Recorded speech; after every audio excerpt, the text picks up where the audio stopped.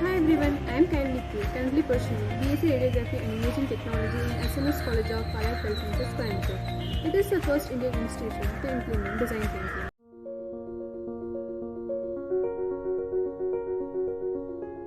Position for carpal tunnel view is cassette is placed on the table, lower end of the forearm rests against the edge of the block with the wrist adducted and dorsiflexed to 30 degree.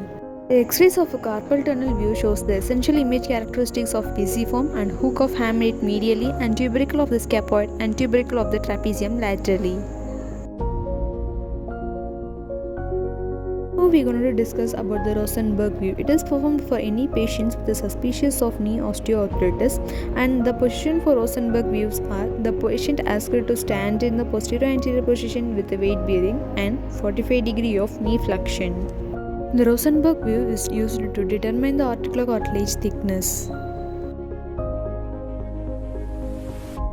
Here the shown view is mortise view. The patient is either supine or seated on the X-ray table with both legs extended. The affected ankle is supported in dorsiflexion by a firm 90-degree pad placed against the plantar against the foot. The limb is rotated medially until the medial and lateral malleoli are equidistant from the cassette. The X-ray shows the image characteristics of the lower third of a tibia and fibula should be included. A clear joint space between the tibia and fibula and talus should be demonstrated. The view shown here is scaphoid view. The patient is seated alongside the table. The arm is extended across the table with the elbow flexed and the forearm pronated. The wrist is positioned over the 1/4 of the cassette and hand is adducted. Ensure that the radial and ulnar steroid process are equidistant from the cassette.